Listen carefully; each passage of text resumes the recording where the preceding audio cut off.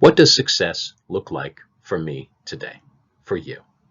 A lot of us are probably spending a little bit more time focusing and trying to capture what my job is today in these days of stay-at-home orders and self-quarantining.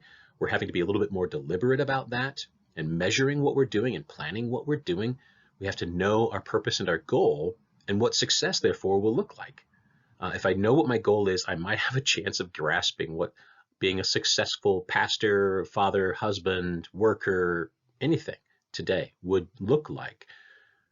And I think for a lot of us in the Christian life, we have a sense that God has marching orders for me. There's a specific thing I need to do. What does he want from me to go out and do? And often that looks like a task outside of ourselves, something you can write down on a checklist and say, have a good convicting conversation with a coworker, or study for 35 minutes and pray for 20. And those are fine things. But is that the first and last goal? Is that what success looks like for you and for me today? We're looking at the book of Ephesians, the letter of Paul to a church or churches in ancient Turkey. And the theme that I'm looking at Ephesians with is Christ is our hope and our joy. He's our joy and our hope. And today also, he is our goal. Christ himself is the goal, is what success looks like for you and for me. What do I mean by that?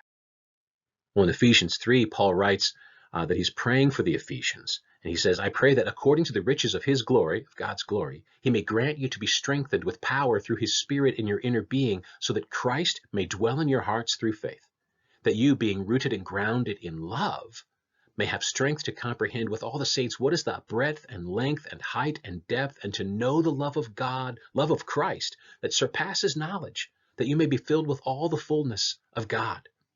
This is what success looks like for you and for me today. This is where it begins.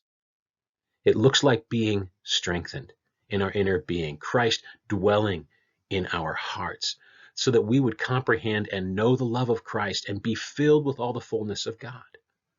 Success for you and for me may also involve something exterior, maybe something that we could accomplish, but it begins here. And it's not like we can know God and write the attributes of God down and then be done dwelling on them. He says this love of Christ surpasses knowledge. In that sense, it cannot be captured. You cannot put it away and quantify it and be done. Dwell anew and have Christ dwell anew in me, so that I may grow in joy and hope and in encouragement in his love. That is what success looks like for you today. That's where it begins, at least, that you would know in a new and richer way the love of God in Christ. You're not supposed to jump to these hard conversations or being a solid witness out in the world. That's a fine thing. But don't do that without beginning here.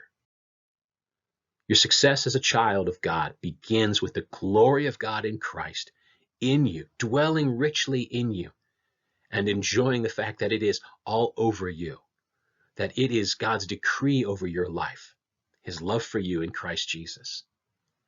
So whatever other competing success stories you want to tell about yourself, whatever other goals you may have, whatever other metrics for victory are in your heart, these false laurels, these false celebrations, these secondary achievements, including others' expectations for you, lay those down. That's not who you are. That's not where you are to begin. And success for you might not involve any of those things, but if you are dwelling on the love of God in Christ, you are a success in your Father's eyes because you bring him glory. You bring him beauty. You are worshiping as you do that. And you're enjoying him. Those are our goals.